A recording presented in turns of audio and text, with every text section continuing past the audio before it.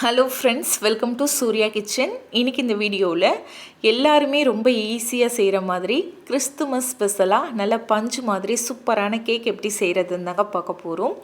இந்த கேக் செய்கிறதுக்கு தயிர், முட்டை, மைதா, வெண்ணெய், ஓவன் எதுவுமே தேவையில்லைங்க. ரொம்ப ஈஸியாக செய்யலாம். ஸோ கண்டிப்பாக ட்ரை பண்ணி பாருங்கள். இப்போது கேக் செய்கிறதுக்கு ஒரு ட்ரையான மிக்ஸி ஜார் எடுத்துகிட்டு இதில் 1 கப் அளவுக்கு ரவை சேர்த்துக்கலாம். நான் மெஷர்மெண்ட் கப்பில் எடுத்திருக்கேன். நீங்கள் ஏதாவது ஒரு கப்பு பயன்படுத்தி அளந்து எடுத்துக்கோங்க. நம்ம உப்புமாக்கெலாம் பயன்படுத்தக்கூடிய ரவை தான், வறுக்காத ரவை தான். இப்போ இது கூட 2 டேபிள் ஸ்பூன் அளவுக்கு சர்க்கரை சேர்த்துக்கோங்க. சேர்த்துட்டு இதை ஒரு 2 நிமிஷத்துக்கு மிக்சியில் நல்லா நைஸாக பவுடர் ஆகிற அளவுக்கு அரைச்சி எடுத்துக்கோங்க. நல்லா நைஸாக பவுடர் ஆகிருக்கணும். அப்போ தான் கேக் உடையாமல் இருக்கும். இப்போ இது ஒரு பாத்திரத்தில் சேர்த்துட்டு இது கூடவே 3/4 கப் அளவுக்கு காய்ச்சி ஆற வச்ச பால் சேர்த்துக்கலாம். நீங்கள் எந்த கப்பில் ரவை எடுக்கிறீங்களோ அதே கப்லேயே பால் அளந்து சேர்த்துக்கோங்க. சேர்த்துட்டு நல்லா மிக்ஸ் பண்ணி விட்டுருங்க. கட்டி இல்லாத மாதிரி நல்லா மிக்ஸ் பண்ணிக்கலாம். இப்போ இதை ஒரு 10 நிமிஷம் மட்டும் இந்த ரவை பாலில் நல்லா ஊறி வரட்டும். நல்லா ஊறினா தான் கேக் நல்லா சாஃப்டாக இருக்கும். இப்போ ஒரு மூடி போட்டு வச்சிடலாம். இது இருக்கட்டும். இப்போ இந்த கேக்குக்கு நம்ம ஒரு கேரமல் சிரப் ரெடி பண்ண போகிறோம். அதுக்கு ஸ்டவ்வில் ஒரு பாத்திரம் வச்சுட்டு 1/3 கப் அளவுக்கு சர்க்கரை சேர்த்துக்கோங்க. கூட 1 டீஸ்பூன் அளவுக்கு தண்ணி ஊற்றிக்கோங்க. அதாவது நீங்கள் எந்த கப்பில் ரவை எடுத்தீங்களோ அதில் 1/4 கப்புக்கு கொஞ்சம் கூட சர்க்கரை எடுத்துருக்கோம். அடுப்பு அப்படியே லோ ஃப்ளேமில் வச்சு விட்டுட்டிங்கன்னா அந்த சர்க்கரையெல்லாம் நல்லா கரைஞ்சிட்டு இந்த மாதிரி கோல்டன் கலருக்கு மாற ஆரம்பிக்கும். இதுதான் உங்களுக்கு கேரமல்.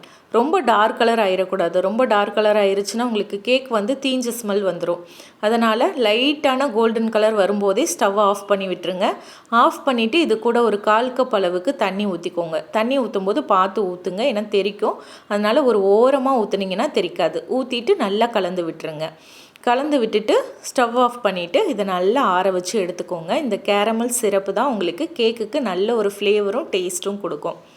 இப்போ அடுத்ததாக நம்ம கேக் வேக வைக்கிறதுக்கு ஸ்டவ்வில் ஏதாவது ஒரு அடிகனமான பாத்திரம் வச்சுக்கோங்க. நான் இன்றைக்கி குக்கர் யூஸ் பண்ணியிருக்கேன். இதுக்குள்ளே ஸ்டீல் ஸ்டாண்டு ஒன்று வச்சுக்கலாம். ஸ்டாண்டு இல்லைன்னா ஒரு தட்டை கவுத்து போட்டுக்கோங்க. இப்போது நான் குக்கர் எடுத்துருக்கனால குக்கர் மூடியில் கேஸ் கட்டையும் விசிலையும் எடுத்துகிட்டு மூடி போட்டு மூடுறேன். நீங்கள் ஏதாவது பாத்திரம் எடுத்துருக்கீங்கன்னா அதுக்கு தகுந்த மாதிரி காற்று போகாத மாதிரி மூடி போட்டு மூடி 10 நிமிஷம் லோ ஃப்ளேமில் அந்த பாத்திரத்தை சூடு பண்ணுங்கள். அது சூடாகிட்டு இருக்கட்டும். இப்போ நம்ம ஊற வச்சுருந்த ரவையில் நம்ம செஞ்சு வச்சுருந்த கேரமல் சிரப் எடுத்து சேர்த்துக்கலாம். மொத்தமாக சேர்த்துருங்க. நல்லா ஆறுனதுக்கு அப்புறமா சேர்த்துக்கோங்க. இது கூடவே 1/4 கப் அளவுக்கு வாசனை இல்லாத எண்ணெய் சேர்த்துக்கலாம். சேர்த்துட்டு நல்லா மிக்ஸ் பண்ணுங்கள். அந்த ரவையில் இந்த கேரமல் சிரப்பும் எண்ணெயும் நல்லா மிக்ஸ் ஆகணும். இந்த மாதிரி நல்லா மிக்ஸ் பண்ணி எடுத்துக்கோங்க. இந்த கேரமல் சிரப் கேக்குக்கு நல்ல ஒரு ஃப்ளேவர் கொடுக்கும். நல்ல கேக்குக்கு ஒரு கலரும் கொடுக்கும். இப்போ இது நல்லா மிக்ஸ் பண்ணதுக்கப்புறம் இது கூட ஒரு 2 டேபிள் ஸ்பூன் அளவுக்கு பால் பொடி சேர்த்துக்கலாம்.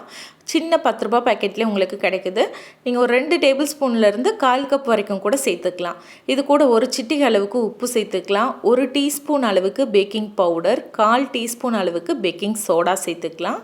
இது சேர்த்தா தான் கேக் நல்லா ஃப்ளஃபியாக வரும். இது கூட ஒரு 1/2 டீஸ்பூன் அளவுக்கு வாசனைக்கு வெனிலா எசன்ஸ், கொஞ்சமாக டூட்டி ஃப்ரூட்டி சேர்த்துக்கலாம். ஒரு 2 டீஸ்பூன் அளவுக்கு சேர்த்துக்கோங்க. ஒருவேளை உங்கள் வீட்டில் பேக்கிங் பவுடர் இல்லைன்னா நீங்கள் அதுக்கு பதிலாக ஆப்போ சோடா வச்சுருப்பீங்க இல்லையா, அது ஒரு 1/2 டீஸ்பூன் அளவுக்கு அதை மட்டும் சேர்த்து கூட நீங்கள் செய்யலாம். இப்போ இதை நம்ம மிக்ஸ் பண்ணும்போது இது கூட ஒரு 2 டீஸ்பூன் அளவுக்கு மட்டும் பால் சேர்த்துக்கலாம். ரொம்ப மாவு திக்காக இருந்தால் மட்டும் சேர்த்துக்கோங்க.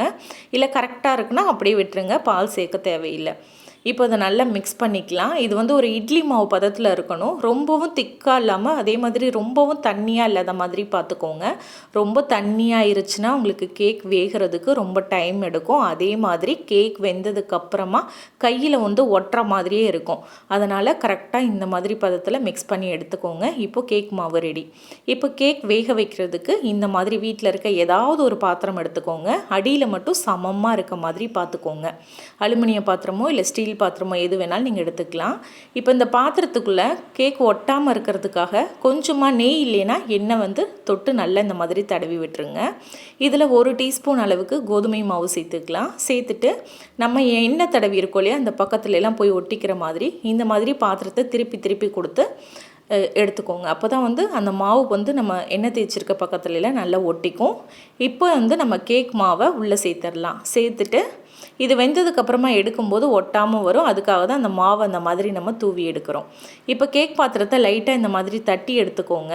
இப்போ நம்ம 10 நிமிஷம் குக்கரை சூடு பண்ணியிருந்தோம் இல்லையா ஏற்கனவே, அது வந்து நல்ல சூடாக இருக்கும். மூடியை திறந்துட்டு நம்ம கேக் பாத்திரத்தை உள்ளே வச்சுட்டு மறுபடியும் மூடி போட்டு மூடி இப்போ இதை லோ ஃப்ளேம்லேயும் இல்லாமல் ஹை ஃப்ளேம்லேயும் இல்லாமல் மீடியம் ஃப்ளேமில் ஒரு 45லேருந்து 50 நிமிஷம் வரைக்கும் இதை நம்ம வேக விடணும். இப்போ நான் ஒரு 15 நிமிஷத்துக்கு அப்புறமாவே மூடியை திறந்துருக்கேங்க. ஏன்னா மேலே வந்து கேக் மேலே கொஞ்சமாக இந்த மாதிரி டூட்டி ஃப்ரூட்டியை தூவி விட்டுறலாம். பார்க்குறதுக்கு அழகாக இருக்கும். இல்லைன்னா பொடியாக கட் பண்ண நட்ஸு கூட நீங்கள் தூவிக்கலாம்.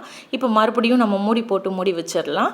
இது வந்து டோட்டலாக ஒரு 45லேருந்து 50 நிமிஷம் ஆகும். நீங்கள் வந்து 45 நிமிஷத்துக்கு அப்புறமா ஒரு கத்தி உள்ளே விட்டு செக் பண்ணி பாருங்கள். மாவு வந்து அந்த கத்தியில் ஒட்டாமல் இருக்கணும். ஒரு வேளை ஒட்டுச்சுன்னா ஒரு 5 நிமிஷமோ 10 நிமிஷமோ அதிகமாக வச்சு வேக வச்சு எடுத்துக்கோங்க.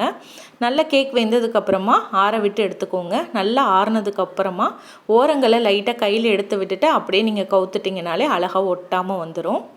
இந்த மாதிரி லைட்டாக தட்டுனீங்கன்னா கேக் வந்து அழகாக கைக்கு வந்துடும். பாருங்கள் எவ்வளோ சூப்பராக ஒட்டாமல் வந்திருக்குன்னு. நல்ல கலராகவும் இருக்குது பாருங்கள் கேக்கு. இப்போ இதை இந்த மாதிரி ஒரு தட்டுக்கு மாற்றிட்டு இதை கட் பண்ணிக்கலாம். இதில் அந்த கேரமல் சிரப் செய்கிறது தாங்க எனக்கு கஷ்டமாக இருக்குது. செய்ய வரல அப்படின்னா நீங்கள் அதுக்கு பதிலாக ஒரு 1/2 கப் அளவுக்கு நாட்டு சர்க்கரையை 1/4 கப் தண்ணியில் நல்லா கரைச்சிட்டு வடிகட்டி கூட நீங்கள் ஊற்றி செய்யலாம். அந்த மாதிரி சேர்க்கும்போது நம்ம அரைக்கும் போது 2 டேபிள் ஸ்பூன் சர்க்கரை சேர்த்தோம் இல்லையா, அது சேர்க்க தேவையில்லை. இதில் இனிப்பு அளவாக தாங்க இருக்கும். ஒருவேளை உங்களுக்கு இனிப்பு கூடுதலாக வேணும்னா இன்னும் 2 டேபிள் ஸ்பூன் அளவுக்கு சர்க்கரையை நீங்கள் அதிகமாக சேர்த்துக்கலாம். அவ்வளோதாங்க. ரொம்ப சூப்பராக நல்ல பஞ்சு மாதிரி டேஸ்டியான கேரமல் ரவா கேக் ரெடி. கண்டிப்பாக குழந்தைங்கள்லாம் கேட்கும்போது கூட நீங்கள் இந்த மாதிரி செஞ்சு கொடுக்கலாம். கண்டிப்பாக ட்ரை பண்ணி பாருங்கள். இதே அளவில் இதே மாதிரி நீங்கள் செஞ்சு பாருங்கள். செஞ்சு பார்த்துட்டு எப்படி இருந்ததுன்னு மறக்காமல் கமெண்ட்டில் சொல்லுங்கள். இந்த கேக் ரெசிபி பிடிச்சிருந்தா லைக் பண்ணி ஷேர் பண்ணுங்கள். ஃபஸ்ட் டைம் நம்ம வீடியோ பார்க்குறவங்க சேனலை சப்ஸ்கிரைப் பண்ணிக்கோங்க. தேங்க்யூ.